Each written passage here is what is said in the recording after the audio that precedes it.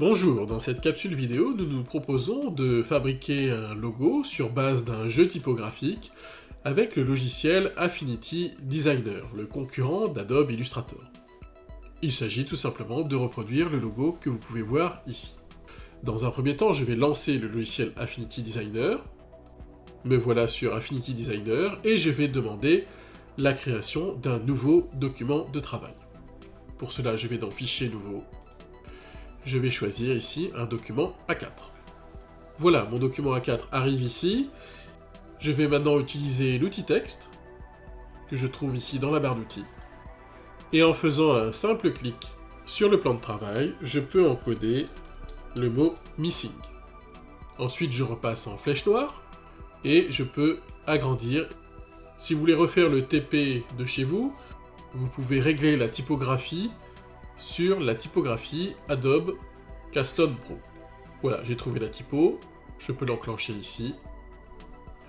Afin de voir toutes les étapes nécessaires à la création de ce logo, je vais dupliquer à chaque fois que je passe d'une étape à une autre.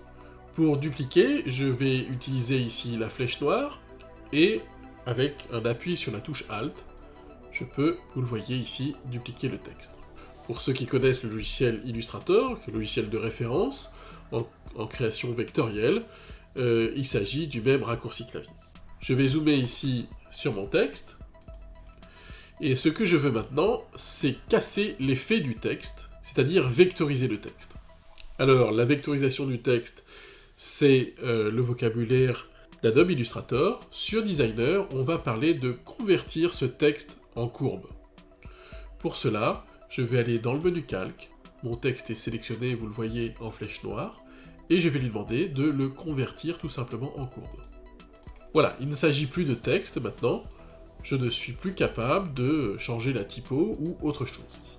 Bien, une fois que j'ai vectorisé mon texte, vous pouvez voir ici que la vectorisation ou la conversion en courbe, comme j'avais plusieurs lettres dans mon texte, m'a créé un groupe ici. C'est-à-dire que quand je balade le M, toutes les autres formes se baladent aussi avec ce M ici. Donc il va falloir que je dégroupe ici ma création. Pour cela, je peux le faire en clic droit, et je peux demander dégrouper.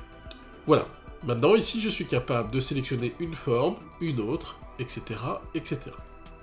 Bien, je vais sélectionner toutes ces formes.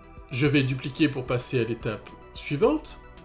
Et dans l'étape suivante, je vais travailler en flèche blanche pour supprimer les points qui concernent la barre du i. Je prends ici la flèche blanche, qui sous Affinity Designer s'appelle l'outil 2, et je viens sélectionner la barre du i, et je choisis Delete.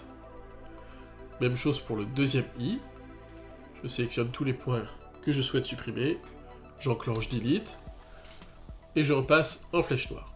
Voilà, j'ai déjà l'apparence du logo tel que je le souhaite une fois terminé. Je vais tout resélectionner en flèche noire, et encore une fois dupliquer pour passer à l'étape suivante. L'étape suivante sera la fusion de toutes ces formes pour qu'elles n'en fassent plus qu'une. J'insiste sur le fait qu'il ne s'agit pas de faire un groupe, puisque le groupe garde toutes les formes et ne fait que les faire circuler ensemble. Moi, ce que je veux, c'est fusionner toutes ces formes pour qu'elles ne fassent plus qu'une seule forme.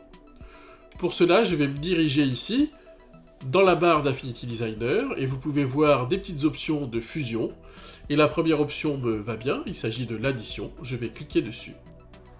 Voilà, en apparence, rien ne se passe, mais si vous observez la palette des calques, vous pouvez voir ici que toutes les formes ont été fusionnées dans un seul sous-calque. Mon logo est donc maintenant terminé. Ce que je peux faire, c'est sélectionner les autres formes que j'avais gardées au cas où, et les supprimer. Vous pouvez voir que je n'ai plus qu'un seul sous-calque, qui correspond à mon logo. Je vous remercie d'avoir visionné cette vidéo.